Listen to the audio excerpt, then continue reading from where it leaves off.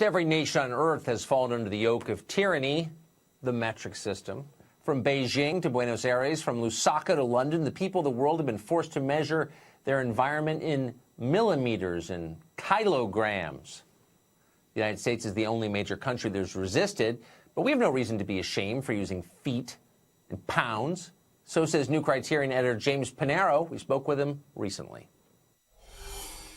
I'm joining you tonight as an anti-metrite. I'm taking a stand against the metric system, the original system of global revolution and new world orders. God bless you. That's exactly what it is. Esperanto died, but the metric system continues, this weird, utopian, inelegant, creepy system that we alone have resisted. How long can we hold out against it, would you say? Well, today, as you mentioned, the United States stands nearly alone in the world in maintaining customary measures. The inch, the pound, the foot, the mile. And we should stand tall on our own 2 feet, I say, because it was customary measures that measured out the Industrial Revolution and customary measures that took us to the moon. The metric system, meanwhile, is the product of the French Revolution. It was imposed at the business end of the guillotine.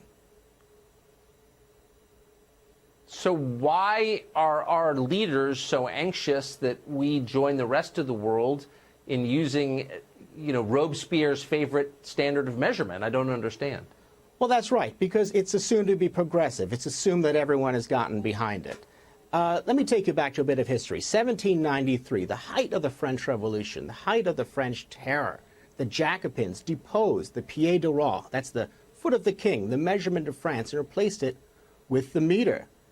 Now, all customary measures use man and his labor as the basis of its measurement. What's an acre? It's the amount of land that a yoke of oxen can till in one day. A mile comes from millepasses, or 5,000 paces, 1,000 paces at 5 feet each. A meter is what? It's an abstract division of the globe that isn't even accurate. So it's completely made up out of nothing. It's totally made up. And here's something else. Even worse than overturning custom has been the meter's imposition of 10. It's a 10-size-fits-all mentality. Now, here's how it gets crazy. The French Revolution went all in for 10.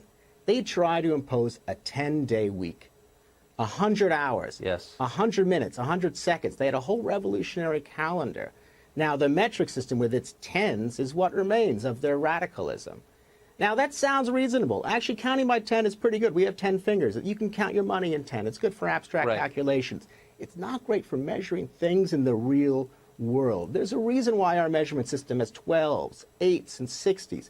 It comes from ancient knowledge, ancient wisdom, from the Romans 12, from the Babylonians 60. Why? Because those numbers divide up evenly into thirds, fourths, halves, and enables common people to make calculations and to measure their lives without complex arithmetic. What's a third of a foot? It's 4 inches. What's a third of a meter? 33.3 something centimeters. It doesn't even add up. You see the problem right there. I do see the problem, and I've never heard it as eloquently expressed as you just did. I think you give a lot of us heart to keep fighting against the global tyranny of the metric system, and bless you for that. Well, thank you. Our system is quaint, but it's ours. It connects us to our ancestors through cups, through teaspoons and tablespoons. I can still cook the recipes of my grandparents, and it's that connection to the past that the French Revolution and the revolutionaries have always tried to destroy. Yeah, I'll accept the kilometer when we accept the euro. Never. Thanks very much. Good to see you. All right. Thank you, Tucker.